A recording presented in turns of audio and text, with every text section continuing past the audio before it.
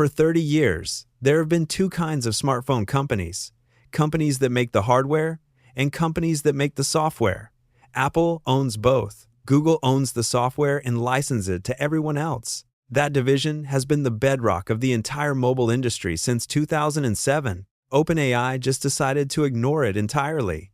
In late April, Doazech Shishasa, supply chain analyst Ming-Chi Kuo, the man who has correctly predicted more Apple product launches than most people inside Apple, revealed that OpenAI is actively developing a smartphone, not a gadget, not a wearable, a phone, designed to go head-to-head with the iPhone. By May, he had already revised his timeline forward. Mass production is now targeted as early as the first half of 2027. If development stays on track, combined 2027 and 2028 shipments could reach 30 million units. To put that in perspective, it took Android 4 years to reach that number. OpenAI wants to do it in less than 2. Here's what makes this different from every other failed iPhone challenger. Every company that has tried to beat Apple on hardware has lost. Microsoft lost, BlackBerry lost, Palm lost, HTC lost. The graveyard of companies that thought superior specs could unseat Apple is enormous. But OpenAI isn't competing on specs. They're competing on something Apple cannot buy, cannot replicate, and cannot acquire: an AI that already lives inside a billion people's daily habits. ChatGPT has over 500 million weekly active users. Those users don't just use ChatGPT, they depend on it. They ask it questions they wouldn't Google. They share context they wouldn't give Siri. They've trained themselves to reach for it instinctively. That behavior is a moat.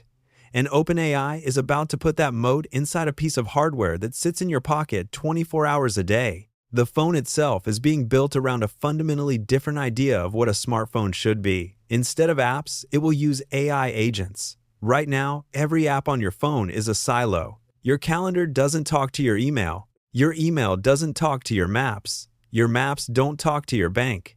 You are the integration layer, manually copying information from one box to another all day long. The OpenAI phone is designed to eliminate that.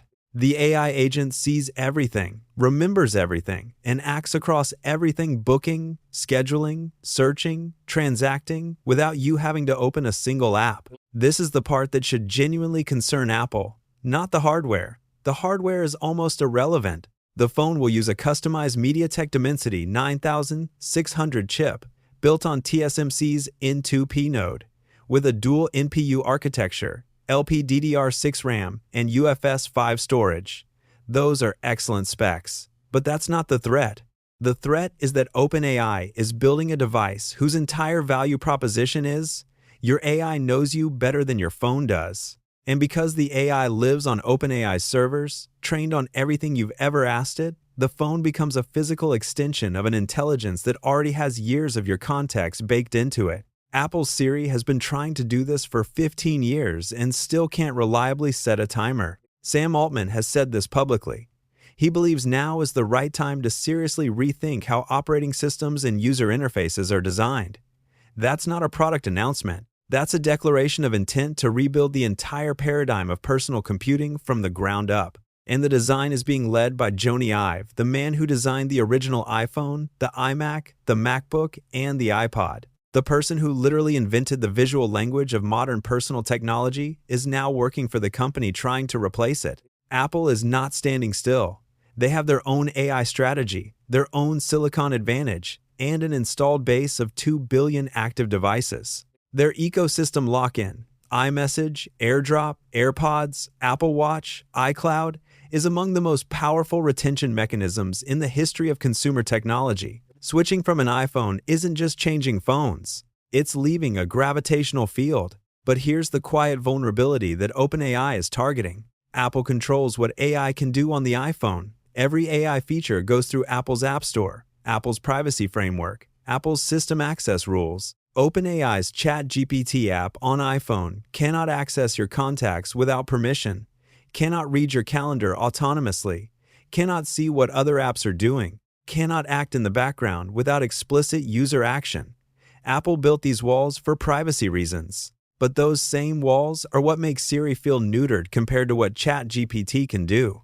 On the OpenAI phone, there are no walls. The AI has access to the entire device by design. It can see your location, your messages, your calendar, your purchases, your browsing, your photos, not to spy on you, but to actually help you in the way a genuinely intelligent assistant would. The difference between an AI that can see your whole life and one that can only see what you explicitly show it is the difference between a real assistant and a very expensive search bar. The question Apple has never been able to answer is this: can you build a world-class AI when you're also the company that controls what the AI is allowed to do?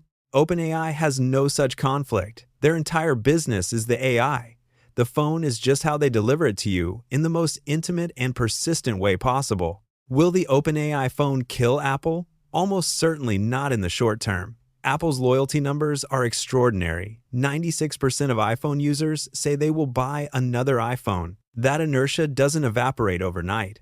And OpenAI has never shipped a hardware product at scale. Manufacturing 30 million premium smartphones is a completely different challenge from deploying a software API. The history of tech is full of brilliant software companies that failed catastrophically at hardware. But that's not the right question. The right question is whether OpenAI can create enough of a dent that Apple is forced to fundamentally change how it thinks about AI on the iPhone.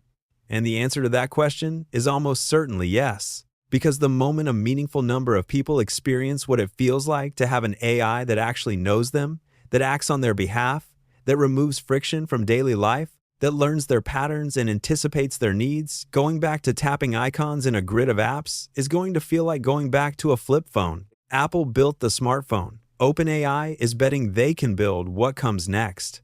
The phone isn't due until 2027. But the conversation it has started is already rewriting the rules of the game.